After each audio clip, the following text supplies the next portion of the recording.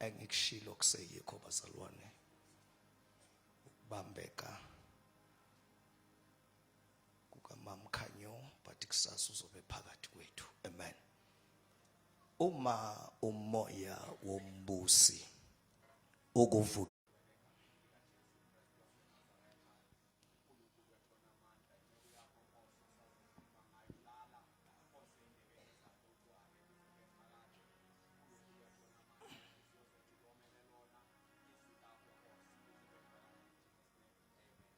Hallelujah. Ngiyacela ke ningiphe isikhashana sizwe ukukhuluma kwenkosi.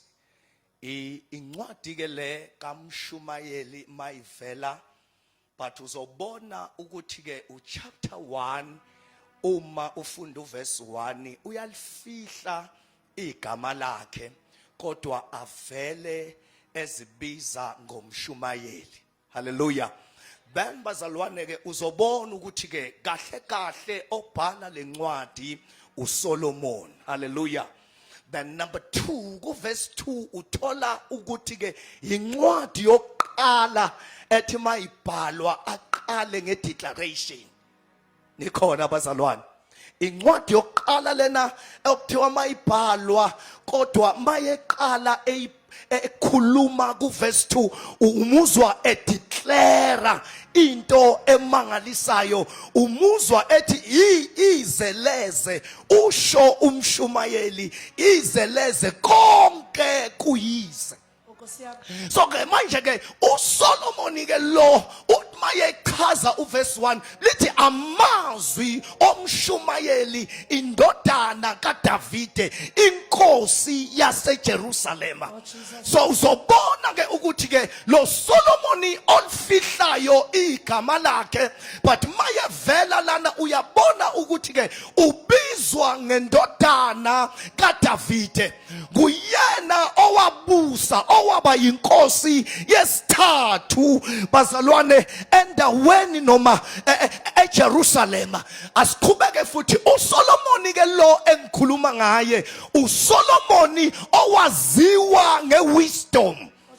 Ikhona bazalwane uSolomon owaziwa ngewisdom. Number 2 lo Solomon engikhuluma ngaye in this book uSolomon owaziwa ngengcebo eyayimangalisa. And bazalwane lo Solomon ke engikhuluma ngaye kule ncwadi uSolomon okuthiwa waziwa ngokwakha ama project amakhulu. Oh sondelani bakwethu sizovala. Then lo Solomon ke engikhuluma ngaye kuyavela ukuthi wakha netabernakeni noma itempeli laseJerusalema. So lo Solomon ke engikhuluma ngaye in this book kuye ku chapter 3 ke athi yonke into inesikhathi sayo ngaphansi komthunzi welanga. Hallelujah. Nikhona. So church lo Solomon ke obhala la uzobona ukuthi ke uma ekhuluma ngomoya uyobona ukuthi ukhuluma ngeanger. Oh nikhona bazalwane. Ukhuluma ngani bazalwane? Ukhuluma ngeanger. So uthi ke mayechaza kwenye iversion achaza ukuthi uma ukuthukuthela kwerula noma kwebhozi uhlangana nakho uthi ke kodwa ungayishiyi indawo yakho. Funa sikhulume lokho ukuthi kuzo zonke izinto uSolomon aqhwashisa ngazo uthi into ebalulekile yindawo. So noma yini ekuhlaselayo kodwa into ebalulekile ukuvikela indawo. Yabona ke uma ekhuluma ngendawo uzobona kwi New Testament ukuthi yethi indawo ikuChrist. So Jesus Christ is our dwelling place.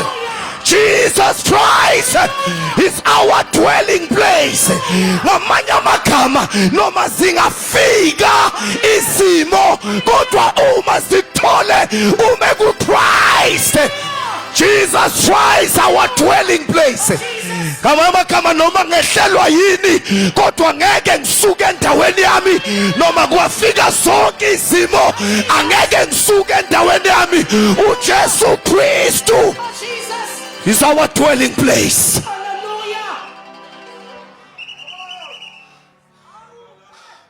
So church lapha ke simuzwa eveza ukubaluleka kwendawo. God. So lo mshumayeli ke lo esikhuluma ngaye nguye lo mshumayeli othe yonke into inesikhathi sayo ngaphansi komthunzi welanga.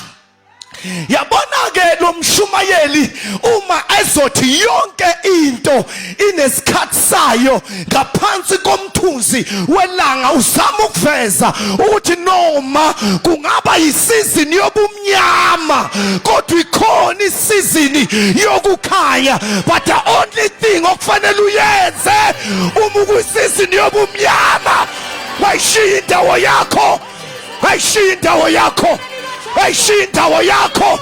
Ungayishiya indawo yakho. Ibaluleke ngani indawo? Indawo number 1 ibaluleke ngalokho sinamandla kabakhulu uma sime endaweni yethu. Ngeke umenze lutho umuntu osendaweni yakhe, angeke umenze lutho umuntu okuKristu noma ungaphuqa yonke into kodwa uzomthola emile. Ayishiya indawo yakho, wayishiya indawo yakho. Yabona ke le yamasizini nganawe muntu kokulu le yamasizini uyayikhuluma uJeremiah cishe ku chapter 29 ekhuluma nesizwe saka Israeli esitshela ukuthi niseqhilazekeni niseqhilazekeni okweminyaka kodwa the only thing eningangisiza ngayo yandani thola nabantwana yakhane.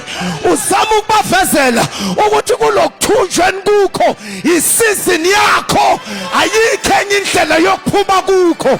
The only thing okufanele niyenze ngoba isikhathi siyala ukuthi ningaphuma kule sizini, fundani ukwenza impilo iqhubeke noma isimo siphambana nani. Uma kuyisizini yokuthula kwezinto iyodwa into kufanele uyilwele ukuma endaweni yakho bese ufunda ukwenza ukuthi impilo iqhubeke noma isimo singavumi ngoba isizini yokuthula kwezinto.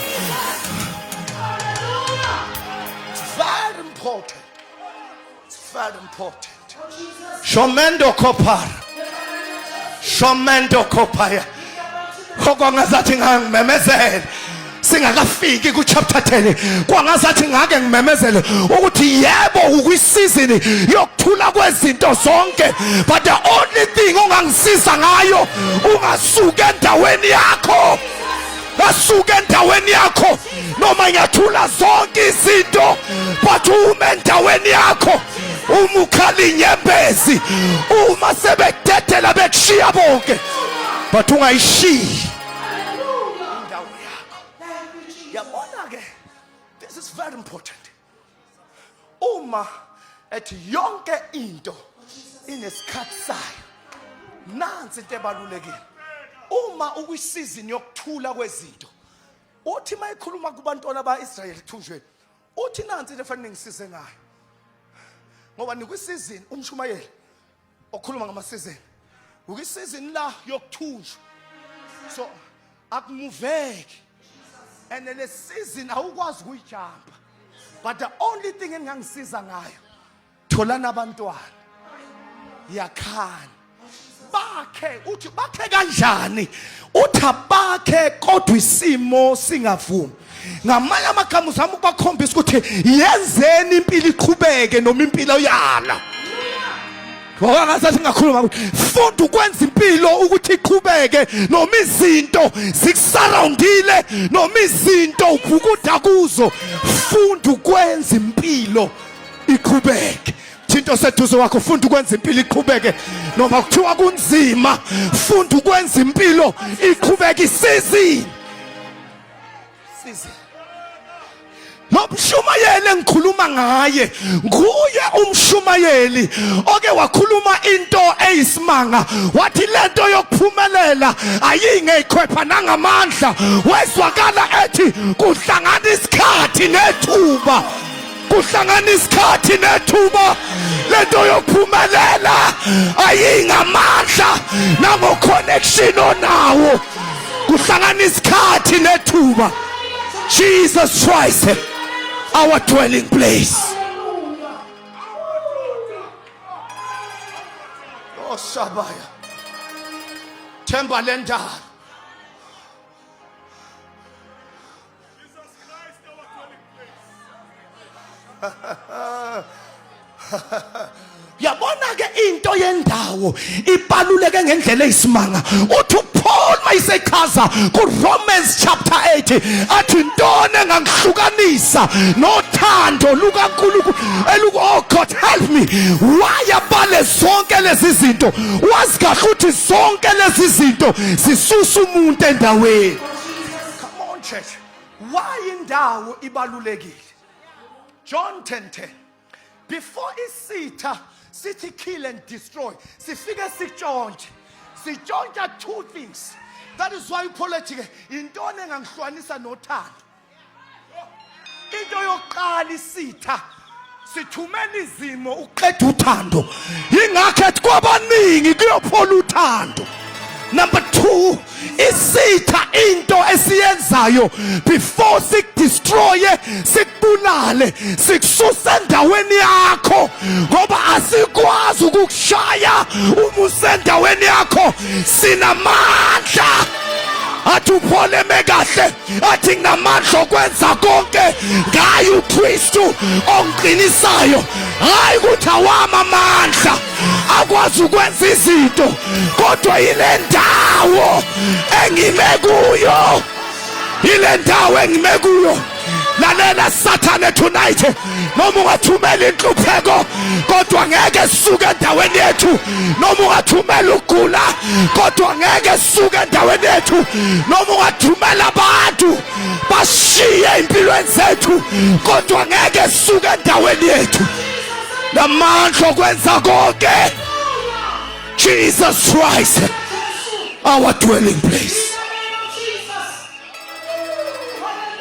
Shepara kaya Demandosia kufanele uSathane tonight azi kuthi noma ngaletha konke kodwa ngeke usuke endaweni yakho.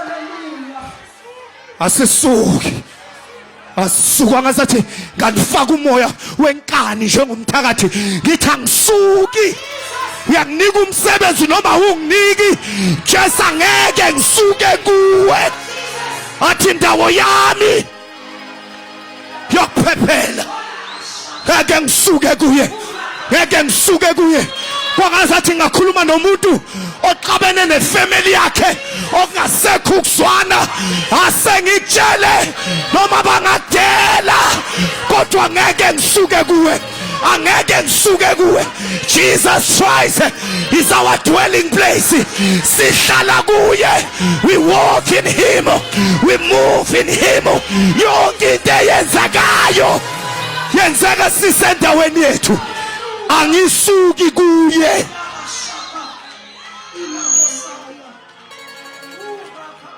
Angisuki kuye indawo mawusendaweni yakho namandla uma ufuna ukunqoba icrocodile ikhiphe emanzini uyibeke enhlabathini okhoshanta sinamandla uma sisendaweni yethu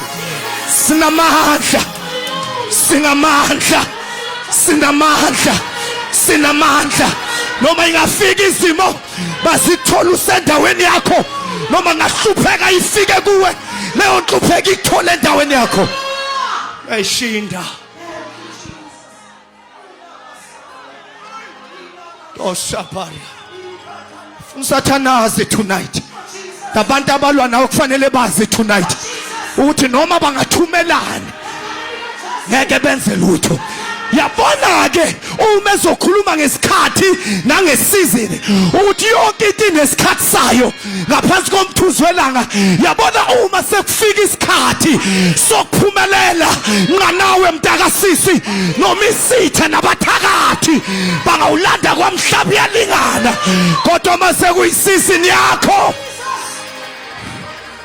yakho ngakuvimba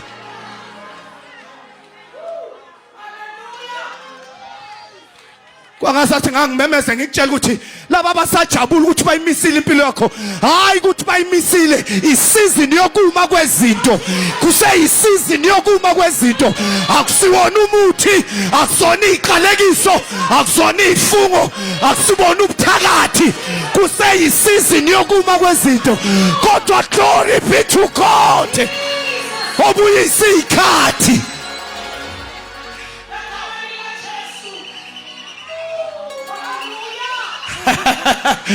uDavide kuseyisizini yokulahlekelwa izinto wahlale adulame wangaba nenkinga but kuthe sekufika isizini wayobuza uNkulunkulu ukuthi sengabajaha yini wathi uNkulunkulu usungahamba isizini zoyithola yonke into yakho uxosha yonke into Jesus Christ is our dwelling place.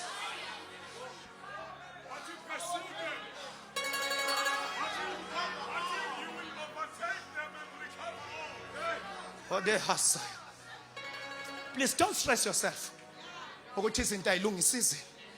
The only thing okufanele uyilwele azithi singenzeki kodwa ume kuyi. Season. And let me tell you, uma ngakabi season yakho ungaqonqoza kuyo yonke iminyango. Ungaze ucabanga ukuthi uNkulunkulu uxabene nawe kanti season. Kodwa uma sekufika isizini yakho bangalanda ama CV amadala bewalanda emaplastikini emashelfini ngoba uma sekuyisizini yakho kuthandwa izinto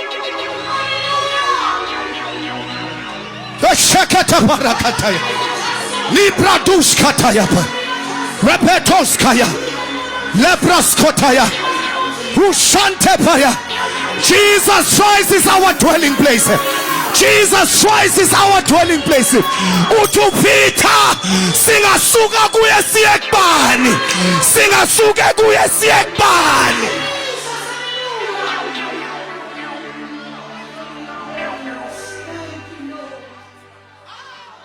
Singasuka kuye siye kubani.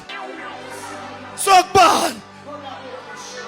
Yabona leso statement sisodwa number 1 singasuka kuye siye kubani ngoba wena wehlukile ubani ofana nawe singasuka kuye siye kubani ngoba wena wenza okungekho kube khona singasuka kuye siye kubani ngoba eqaleni wayekhona uliswi ekuNkulunkulu noNkulunkulu athi konke kwavela ngaye singaya kubani.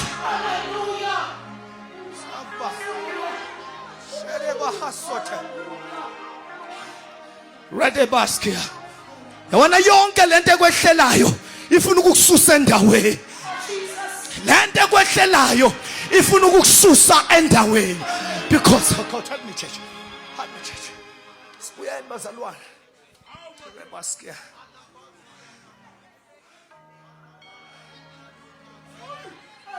Ready baskia.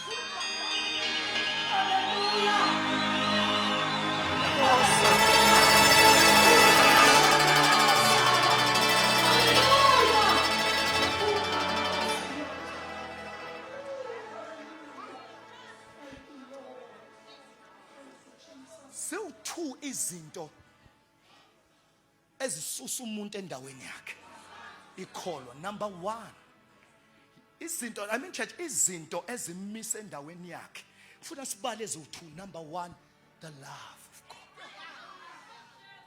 That is why Paul athi intoni engangihlukanisa nothando abali inhlupheko abali izifo abale yonke into bese athi ayikho into ngamanye amagama uthi zonke lezi zinto ezingehlelayo azizanga ukuzoqeda ngami zizongisusa endaweni ngoba asikwazi sitha ukuqeda ngawe uma usendaweni yakho. Number 2 into efuna ukutshontshwa kuwe lezi zinto ezithunyelwe sitha zize ukuzotshontsha ukukholwa kwakho. ngoba simazi kahle uHebrews mayethi ngaphandle kokukholwa ungemthokozisa uSimakade. Zazi kahle ukuthi kwaphela ukukholwa, ukuphela kokukholwa kusuka endaweni. Akho uPeter athi ngiyathandaza ukukholwa kwami ngaphela. Jesu asho njalo ekhuluma noPeter. Athi ngikucelile uSathane ufuna ukunihlunga njengokolweni. But ngikuthandazele. Hayi ukuthi angalihlungi, angikuthandazelanga ukuthi angakuhlungi. No. But ngithandazele ukuthi ukukholwa kwakho.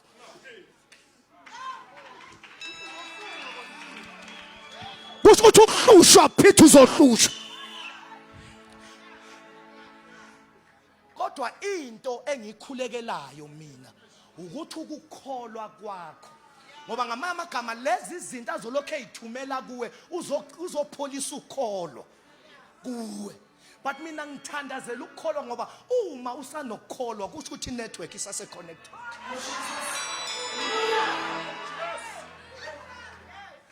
Let me close.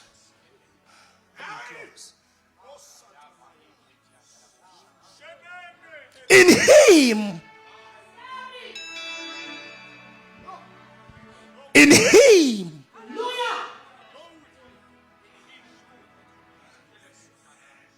Ngoba manje into ithi umefuna wena kufanele aqale ayokususa kulo.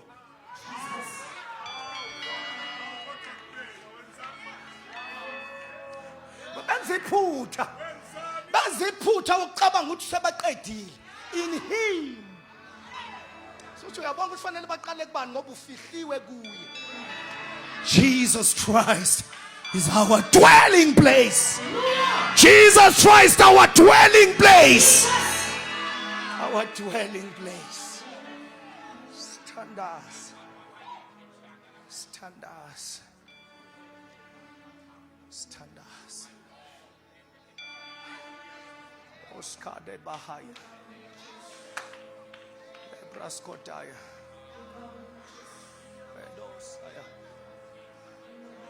Uye lo umshumayeli odma ekhuluma athi noma wehlelo kubi noma wehlelo kuhle bombonga kuvela kuye. Uye lo umshumayeli lona uthi bangcona babili kuye lo umshumayeli. Fisa sithandaze ngicela sisukume ngisonke. Dwelling place.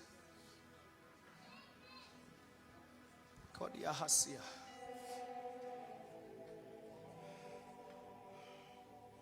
Church, ayinto engifisa siyithandazele. Umoya, intukuthelo yombusi ruler ikuvukela. Don't lose your place. Unamandla amakhulu uma usendaweni yakho. Yonke lento ekunyakazisayo ayithi kunyakazisa kodwa ubusendaweni.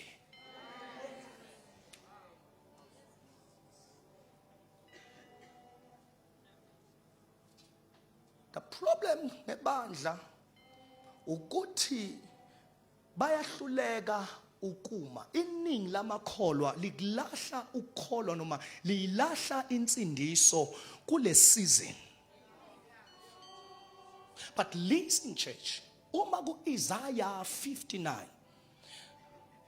when the enemy comes like a flood, the Spirit of God lift up a standard against him.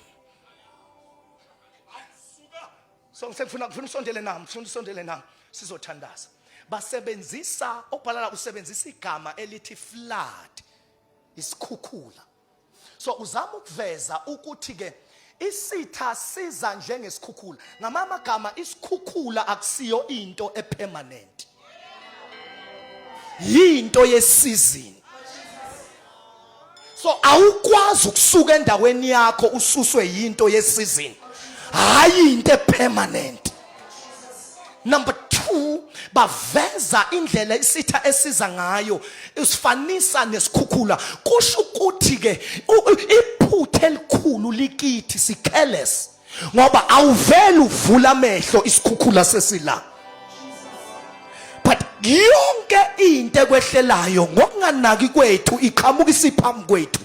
Ayikho imvula wathi uvula amehlo isina kodwa uyayibona ihloma ihlangana. Ingaho God help me. That is why bathi flood. Ngoba yinto efomeka kude. Bese nomoya usho ukuthi kuza isikhukhula. But ngenxa yokuthi si careless sithi sivula amehlo ikhukhula seyiphambi kwethu. Okwenza ukuthi singakwazi ukulwa nazo. Kukho konke. What I like inkosi yethu ayiveli iyolwa nesimo. Kodwa into yokuqala inyusa amazinga. Angazathi ngakhuluma nomuntu othile uthi ngoba lethi singishaya isikhathi eside kwenze njani. Hayi ukuthi uNkulunkulu akakunakile usanyusa izinga ngoba akakwazi kulwa nalento yakhe kwi level eyodwa nayo. But ngalesikhathi esanyusa izinga wena lo ungasuka endaweni yakho. Close your eyes.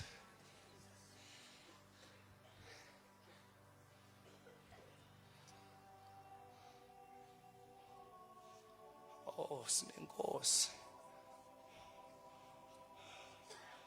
Sinendawo. Wahasulwa enqaya. Liwa laphakade. Uze fihle kuwe.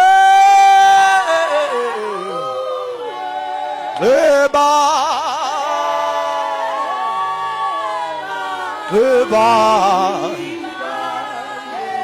eyethi inkosi yahazulwa wahazulwa liwa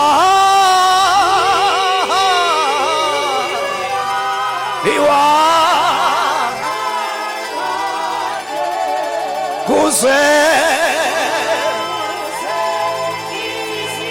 fihle kuwe eba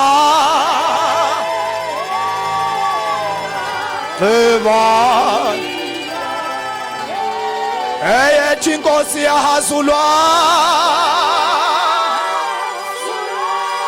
wazulwa liwa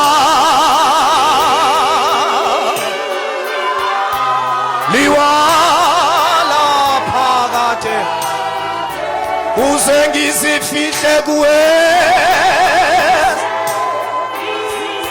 fihle kuwe mabanika Yesu ebage eyethi inkosi yahazulwa ke yona yazulwa ke ngenxa yami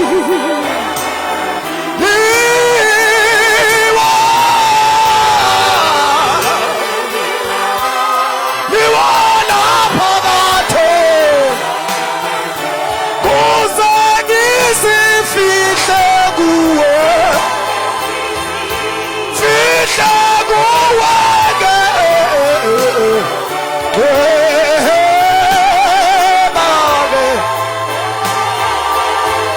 ebage bazalwane kunenkosi yahazulwa ngenxa yami liwa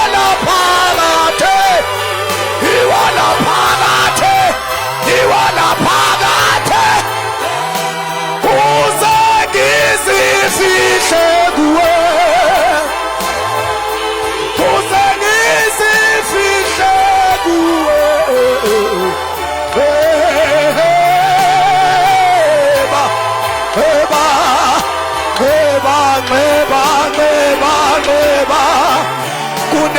Siyona yahazulwa yona inkosi yethu. Our dwelling place. Yahazulwa ngenxa yami. Our dwelling place. Iwana phakathe. Our dwelling place. Iwana phakathe. Our dwelling place. Kusengizifihle kuwe. Our dwelling place. Kusengizifihle. Hey, ushataya. Eba. Eba.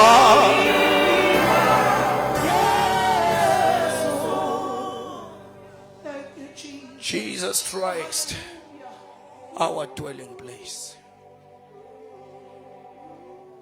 Jesus Christ. Ubungozi obukhulu ukuficwa intukuthelo yombusi ungekho endaweni. Cela siwabamba amehlo ethu. Makukhona umuntu la endlini lo seyile othi mfundisi sengizwile ukuthi amandla siwathole endaweni esime kuyona, but lenkosi okhuluma ngayo ngikaze ngiyamkele.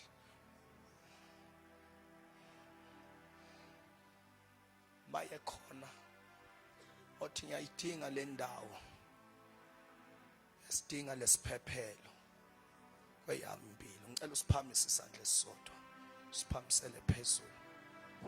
Othi ngiyayidinga le nkosi, ngiyasidinga lesiphephelo kweyami impilo.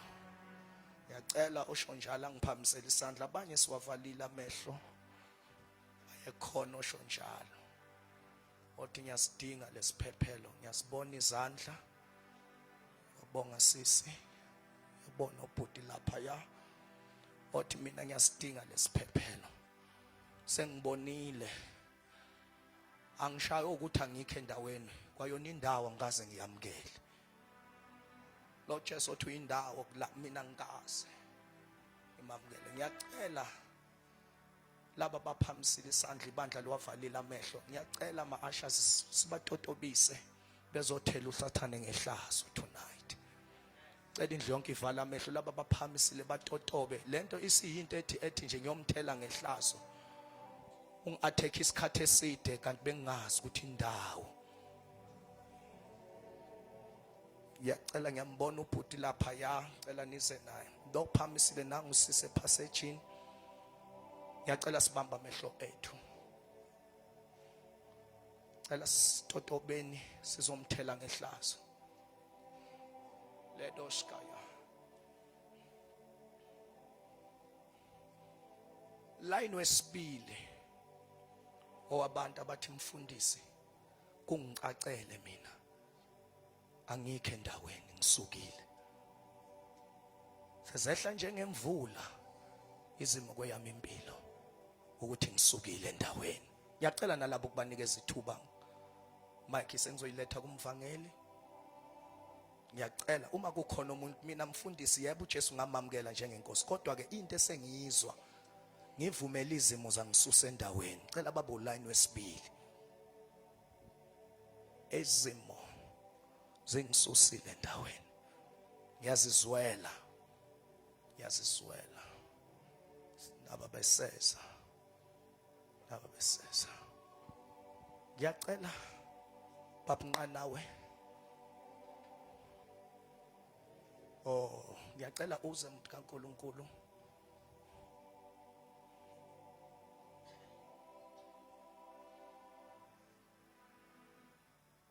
Asomada.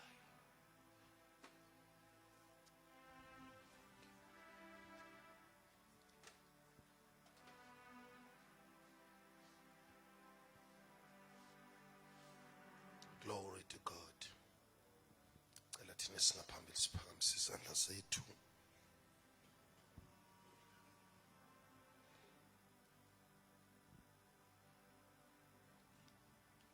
You can still join them. You can still come and hide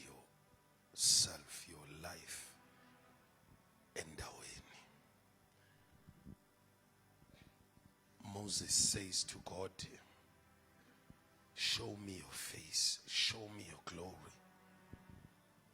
Then God says, there is a place by me. Khona indawo kimi. You will stand edwaleni. Ngizovula umfanto wedwala ngikufake kuwo. Bese ngibeka isandla sami phezu kwakho. Bese ngiyadlula, bese ngisosa isandla ubona umhlane wami. Ngoba kule ndawo we behold his glory. Asibuka izimo, sibuka yena ongaphezulu kwezimo. Lithi izwi likaNkulunkulu babheka kuye phezulu bakhanya ubuso babo abusoze bajapha. Yini bangajaphi? It's because ababhekanga izimo ezijabisayo. Kodwa babheke yena ongajabhisi. Amehlabo akulo ongajabhisiyo. So masihleli edwaleni sibheka yena, sibheka izinto. Asibheka iminyaka ehambayo, izinto ingahlangani. Sibheka umnikazi weminyaka.